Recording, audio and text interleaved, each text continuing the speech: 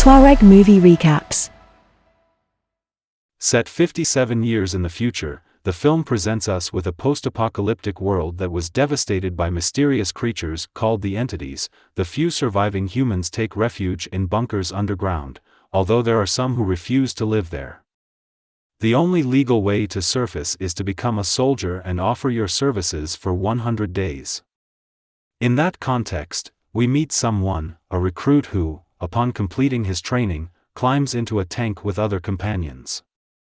To patrol the Cerberus outpost on the way for 100 days, the military spots refugees heading to the Exilium bunker. Upon arriving at the post, Cerber discovers that the entrance to the bunker is blocked, so he climbs to the top of the tower to activate the system with a drop of blood, officially starting the 100-day countdown. His mission throughout that time will be to monitor that area through the cameras and help the refugees reach exile. After that, Sum checks the system, checking that the defense circle is intact. The cameras are working and the power is stable. Even so, he draws their attention to the fact that he never found the guard from the previous shift, but his commander notifies him that he was emergency evacuated even though he had strict orders not to leave the post. Zoom requests permission to explore the alternate entrance to the bunker outside. There he finds a completely empty room, beyond an Elvis Presley bobblehead doll. Back at the tower, he begins to smoke as he listens to the morning message to the refugees who continue to refuse to enter the bunkers. He was having a normal night until he heard strange noises in the forest, but when he illuminated his lantern he found nothing out of the ordinary. At bedtime, he dreams of 3 children jumping happily in a bed, but he is woken up by the night computer that reminds him that he has 99 days of service remaining as part of his routine. He adds up. He trains on the edge of the balcony, then, while he is having breakfast, he discovers an albino rat hiding in the pipes. And that was the only interesting thing about the day, because Zoom repeats the same routine the next day and also dreams about the children again. On the 13th day, the soldier wakes up with the rat on his lap, so don't hesitate to close it in his helmet. But the animal takes advantage of an oversight to escape into the pipes. That night it is heard that the entities massacred a group of refugees. This makes him paranoid and he feels that the entities are in the forest, although his commander assures him that his defense circle is intact. Days later he sees the rat again, but this time he gives him some food, gaining his trust. After that, he discovers that a camera broke down, so he goes out to repair it on the way back and finds a crow nailed to a tree with an identification tag. Unfortunately, the soldier is unable to continue inspecting due to a sudden toxic fog back in the bunker, and he reports his findings to the commander, stating that the badge belonged to a certain Back 7. His superior has no choice but to admit that this was the previous guard at the post, who was evacuated due to illness, but now he is safe and sound. With 65 remaining, Diazum goes out to explore the forest, placing a device on his helmet that helps him resist toxic emissions. However, at that moment he begins to hear growls coming from a strange creature that manages to escape by reporting it to his commander. He tells him that it was some kind of animal, since they have not received alerts from entities in his area. Dissatisfied with that answer, Zoom goes down to the bunker where he finds a bloodstain behind a shelf. Therefore, he simulates shooting himself to deduce if that is what the previous guard did. Although he then realizes that there is a chamber in the bunker, upon returning to the Sum Tower he discovers that he does not have access to that chamber. After that, he decides to break into Box 7's locker, finding a radio and a notebook with several drawings, such as one of the rat, now nicknamed Doc, and a diagram of the Cerberus post next to the Graham Tower. This is quite surprising to Zoom, since he did not know of another position close to 46 days of service. The soldier chooses to travel to Graham following the map. But suddenly he receives a prick from the locator installed on his leg at the same time that the speakers remind him that he should not leave his defense circle. Consequently, Zoom climbs to the top of a tree to send a message in Morse code to the Graham Tower, taking advantage of the reflection of light produced by its metal, although he receives no response when he returns to Cerberus. Zoom reviews all the recordings of his reports until seeing a creature behind him just before the power goes out. The soldier quickly grabs his gun. Aiming everywhere, despite the fact that his scanner tells him that there are no intruders outside, Zoom fires a flare. The trees accidentally knocking down a small cuervo when the electricity returns. Zoom immediately reports to his commander, who, although he does not believe there are entities in his area, promises that he will send a technician to check the electrical system. As for Zoom, he manages to calm him down by reminding him that he only has 40 days of service left. After that, the protagonist was preparing to continue reviewing the old videos, but discovers that they were deleted due to the electrical failure. The only thing left is the last recording of him before the incident in which he sees the shadow of a creature. Because of that, he assumes he has a hard time doing his routine the next day. He even ends up vomiting after exercising. We later see him cleaning a glass. However, he squeezes it so hard that he breaks it, cutting his finger a little. Although Dog is always there to take care of him. Suddenly, Bug's radio activates, because a Talker 4 is calling him from the Graham Tower because he received his message in Morse code, even though Zoom pretends to be Bax, who immediately recognizes that he is an imposter, so the protagonist has no choice but to reveal his identity. But the other guard cuts the communication. Days later, Zoom begins to get impatient for the technician's arrival, while his commander reminds him that it is not easy to plot a safe route to the towers.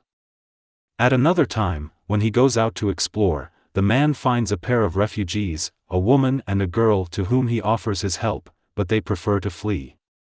Unfortunately, the soldier cannot follow them, as they cross the boundary of the defense circle. That's why Zoom returns to the tower with his head down, confessing to Doug that he often sees children while he sleeps, a skill in the past that was known as dreaming. But now it is seen as a symptom of mental illness. At nightfall, the soldier tries to communicate with his neighbor with the radio, although he only receives silence. He who is not silent is a servant whom Zoom does not hesitate to execute. After that, he cuts it into small pieces and eats its meat completely raw. Over the next few days, Zoom becomes wilder, shooting at objects for fun and exploring the outdoors without his helmet, most often in the midst of a bout of madness, climbing a tree so that Kerr can see him from the other tower, although his radio remains completely silent. On the way to Cerberus, the soldier ends up cornered by the toxic fog, and just before fainting, he sees a strange creature. When he wakes up, Zoom warns him that there could be entities in the area, even though he does not respond when he has 14 days of service left. The soldier finally receives a visit from Technician 7Q7, who explains that his delay was due to the fact that a border post was recently attacked by the entities, who left no survivors. While he checks the system 7Q7, he is bothered by the smell of a rat, revealing that he had already visited that tower and the previous guard was friends with that animal.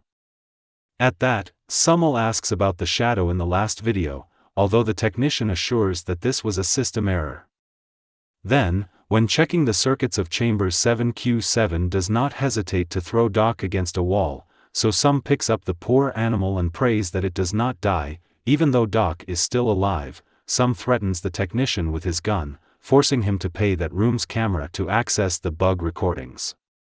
Not before hitting him to make him apologize to the rat. After hours of work, 7Q7 manages to break the first firewall, but cannot overcome the second without another guard's code. "You barely hear that." Zumble points his gun at him, but 7Q7 quickly attacks him with a screwdriver. That triggers a fight in which Zoom takes a lot of hits, but also knows how to return them hard. In the end, he almost chokes the technician, although he stops. Then the wounded 7Q7 confesses a story from his past when he was a soldier his age. At that time he had a companion named Santino, who had a close encounter with the entities that apparently left him without his ears, but shortly after they discovered that these creatures attack sonically, which rather means that Santino cut off his own ears. Shortly after, 7Q7 saw a giant shadow in the middle of a sandstorm, and when his companions found him, his lungs were full of sand and his larynx was irritated. As a result, He obtained a catheter in his throat after listening to him say something to the technician in the bunker, and after attending to his wounds, he reported to the commander that everything was in order. Later, Kerr finally decides to talk to him and give him his code.